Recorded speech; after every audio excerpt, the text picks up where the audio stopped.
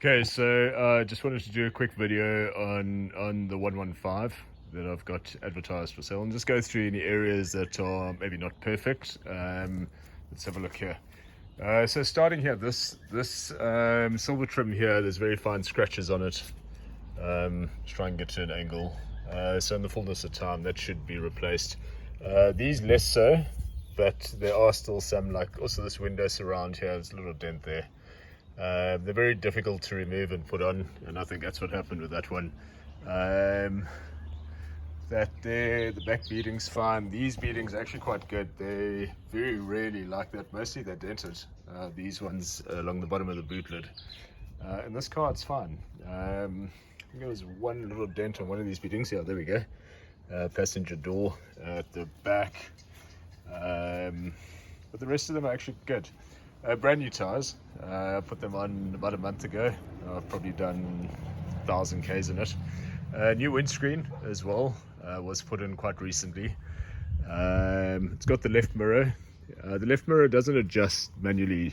It seems to be seized inside there, but it looks like it was electric. I don't think it was a genuine 115 one. I've just put these on because it makes it easier for me to see where I'm going, but I mean they're easy enough to take off. New wiper blades, all the lights and everything work as they're supposed to. The grille is actually good as well. We did replace the grille. This one, there was one little pin that's got a chip on it, and that's actually behind this badge. The logo, it's also nice, intact there. I've put chrome surrounds on the front and back number plate. This number plate on the facelift models like this should be a bit higher. It should be about that height, so partially obscuring the grille. When I've looked at brochures from the 70s, that's what they look like. So that can go up a bit, but yeah, it hasn't particularly worried me.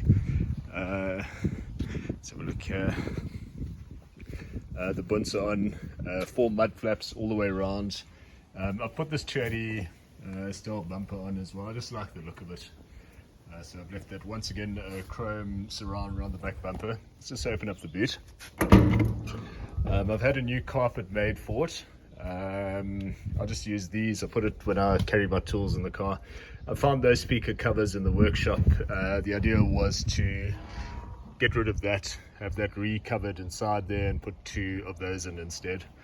Let's open up and have a look. Inside actually looks nice. We did this dash. I just like the look of it. The wood I did myself. Was a mission, needs to be polished still. But yeah, you can see it's got a bit of a matte look to it, but yeah, it can have a bit of work done. And back, we've got headrests in the back, seat belts there as well. Obviously the overlay mats all round. I haven't worried about this here because for me, I was going to put sheepskins on in any case, but I suppose that is easily repaired. The carpets aren't original. They're lighter colored, but seem to be in good condition underneath, so I left them in. I do have a full set of black ones, but it was a mission, and I just thought, nah, leave it. I don't really like it anyway, black. The other thing we've done on this car is we've got a lot of sound insulation. I actually took the sound insulation out of 4 W124s, and we put it all the way along the firewall, all the way along the floor, underneath the back seat, underneath the or behind the backrest of the back seat. So it's a lot quieter than many other 115s out there when you're cruising along. It's got electric front windows. I didn't put those in. The driver's one works. The passenger one does work, but the cable snapped on it, so I don't really like them anyway. I've just put a regular handle on there.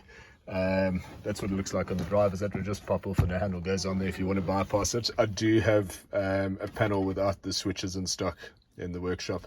Everything works in the car. If I put on the ignition, the fan, the radio,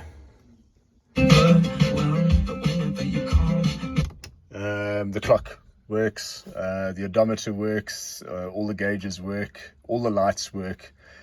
Including the interior lights, the ventilation lights, even the window switches light up, and the handbrake light. Cubby hole light works. This light, I think, works. It's a bit dodgy. Yeah, it works. Boot light works as well. Let's just turn that off. Well, before I do that, let me show you how it fires up. As you can see, it's cold. Let's fire it up. And there it goes. Oil pressure straight up.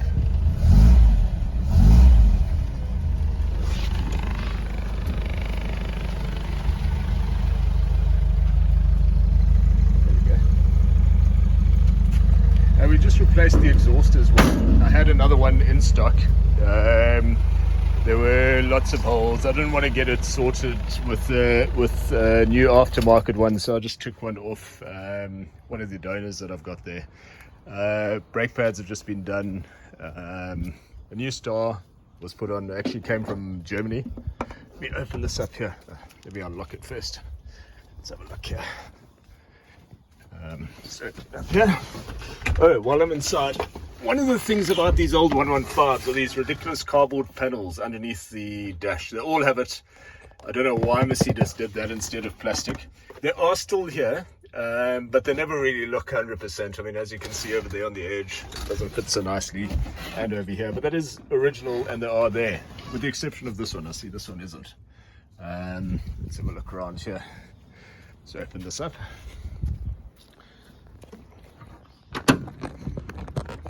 Difficult to do. Let me put the phone down. There we go. Okay, and then here's the engine bay. So what's inside here is a Pierburg 175 carb off a W124-200. The gentleman I bought the car from actually bought it from me, and then had it remanufactured as well. So that's all been done. Any pipe or anything that was torn there, I've replaced. Manifold doesn't leak, also a common problem on these. It's got a new distributor in, new distributor cap, new points, a new Bosch coil. The power steering, it was an option on these cars. This car has got it. It's just had a service.